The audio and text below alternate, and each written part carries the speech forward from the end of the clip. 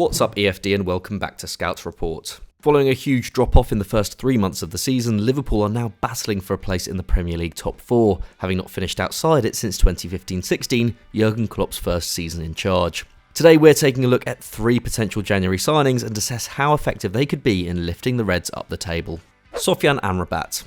Following a World Cup in which a number of midfielders put themselves in the shop window, it's no surprise to see Liverpool linked with a couple of them given their troubles in the centre of the park this season. Their Artemelo gamble has so far not paid off, with the Brazilian yet to play a single minute of Premier League action due to surgery following a thigh injury. Fabinho and Jordan Henderson have been under par, while Harvey Elliott has been forced to fulfil a role that doesn't suit his natural game. Argentina and Benfica star Enzo Fernandez, who took home the Young Player of the Tournament award, has been on the club's radar for some time, while they are one of a few clubs with a genuine shot at landing Jude Bellingham when he decides to leave Borussia Dortmund. But with Fernandez having only signed for Benfica in the summer, where he's penned a 5-year contract, and Bellingham likely to cost in the €100 million range, not to mention how important he is to Dortmund's hopes of securing Champions League football, neither are particularly realistic targets for a January window.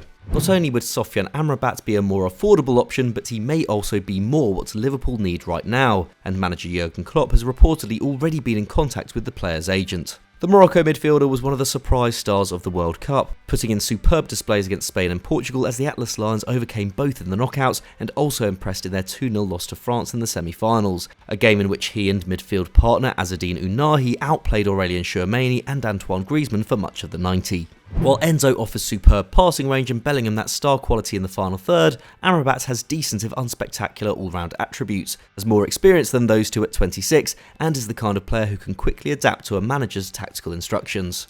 At Fiorentina, where Vincenzo Italiano has the side playing a high possession brand of football, only Napoli see more of the ball in Serie A, Amrabat is the side's main distributor, completing 8.5 passes into the final third and 7 progressive passes per 90, both figures unmatched by anyone else in Italy this season, or even anyone at Liverpool for that matter. However, for Morocco, who averaged just 38% possession throughout the World Cup, the 6th lowest average of the entire competition, Amrabat plays a more defensive role. While his 3 tackles and interceptions per 90 at the World Cup is only marginally more than the 2.9 he averages in Serie A, the area of the pitch in which he is making his defensive actions is telling. For Morocco, a whopping 94% of his attempted tackles come in the defensive third, compared to just 47% when he plays for Fiorentina. So Amrabat can provide a solid defensive presence in both possession and counter-attacking systems, and this tactical flexibility would serve him well in a Liverpool midfield which has been a merry-go-round of personnel this term, even if he would have to step up his defensive aggression.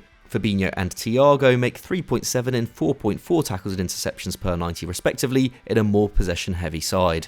And once in possession, Amrabat is tidy. Despite providing such a high concentration of forward passes that penetrate the final third, he still sustains a 90% pass accuracy, something no Liverpool player can match this season. A reliable midfielder with and without the ball, Amrabat could be a useful player for Jürgen Klopp, who has missed stability in the middle third of late. Valued by the Football Observatory at €20 million and with the contract up in just 2 years, he is also a lot cheaper than their other supposed targets, even if they would need to bargain with his club, who are reported to have an asking price of closer to €45 million following his World Cup heroics.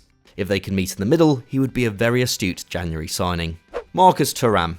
Liverpool's front line hasn't been their biggest issue this season, with the Reds ranking 3rd in the league behind only Man City and Arsenal for expected goals per game, and Nunez, Salah and Firmino all scoring 5 or more in the league. While these aren't title-winning numbers, they are Champions League level. Nevertheless, they have still sorely missed Luis Diaz, who isn't expected back until March after suffering a knee injury over 2 months ago. In games in which he played, Klopp's side produced on average 1.8 expected goals, whereas they produced 1.7 xG in matches he missed, exacerbated by the fact they faced Newcastle, Man United and Arsenal while he was fit, and Nottingham Forest, Leeds and Southampton, all in the relegation zone at the time when he was out. No one in the squad comes close to matching his 2 dribbles per 90, while his blend of physicality, explosive pace and ability to cut it and score from outside the area is unique in the Reds' forward line, even if Darwin Nunez has grown into the season and scored 2 from the left in their last game before the World Cup. With Nunez playing mainly through the centre and Fabio Carvalho only making 4 starts so far this season, Marcus Thuram should be on the club's radar, with German outlet Bild recently reporting that he will be available for just £10.4 million in January with his contract up in the summer. The Borussia Mönchengladbach forward has been a man reborn this season following a 21-22 campaign in which he struggled to stay fit or find consistent form, with his 10 goals from 15 Bundesliga games already matching his best ever tally for a league season, and his 0.3 non-penalty expected goals per 90, also a career best that ranks him in the top 2% of forwards in Europe's top 5 leagues this term. In fact, of players to have started 10 games or more in 22-23, only Kylian Mbappe, Robert Lewandowski and Erling Haaland beat him in this metric. He has exploded under new boss Daniel Farke, and while he has played all his club football as a centre-forward this term, he has plenty of experience playing off the left, recently impressing for France in the World Cup there, registering 2 assists in 5 substitute appearances. He isn't Diaz, but at 6'4" offers plenty of physicality, dwarfing the other members of the Reds' midfield and attack, and is pretty fast too, with his ability to burst in behind a feature of many of his goals this season, an attribute that could see him become a good target for a creative centre-forward like Firmino. And perhaps most impressively, the Frenchman is two-footed, with 5 of his 10 league goals this season coming with his right foot and the other 5 coming with his left. This gives him the freedom to be a creator or scorer from the flank, able to cut it and shoot or zip the ball across the box from the byline. Once Diaz returns from injury, this is an attribute that can offer the Reds forward line something different from the bench. Of course, Liverpool have made a ton of attacking signings over the last 2 years, but at his price point, Thuram is hard to ignore. His ability to bounce back from a frustrating couple of years shows the kind of character that Klopp often looks for in new recruits, and even if he were unable to hold down a starting berth in the long term, would stand to make the club a decent profit if they decided to sell. The 25-year-old is one of the smartest investments on the market right now, and no doubt would cause problems to Premier League defences. James Maddison.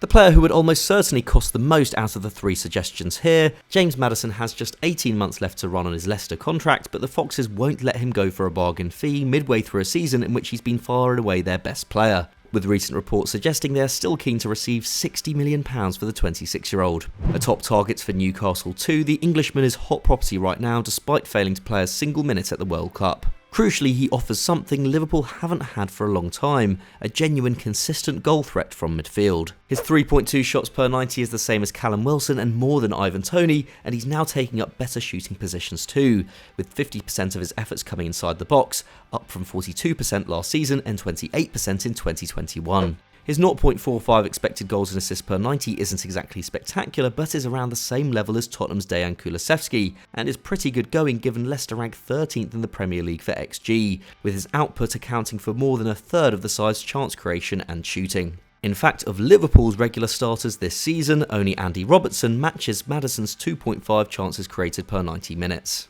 His ability to play on the right could also provide some respite for the overworked Mo Salah, and his quality as a roaming number 10 would give Klopp the option of switching to a 4-2-3-1 more often. But at his price point, it's hard to see this happening. Harvey Elliott, while still pretty raw, has already proved he is capable of producing in a side of this calibre, and is suited to playing on the right too, while Fabio Carvalho has already offered a lot from the left in midfield and in the forward line. With Liverpool's issues in midfield very much of a defensive nature, to see the club so heavily linked with Maddison is a little strange, even if he would improve the team as a whole. Is it really worth spending £60 million on one player in January, given he may not even guarantee Champions League qualification? We're not so sure. So those were our 3 January signings who could save Liverpool's season, but what did you make of our assessment on them? Let us know in the comments below, and also let us know if you have any suggestions yourself. If you enjoyed this video, please leave it a like, and if you're new to EFD, please subscribe, as we put videos like this out every single day. Thanks for watching, we'll see you next time.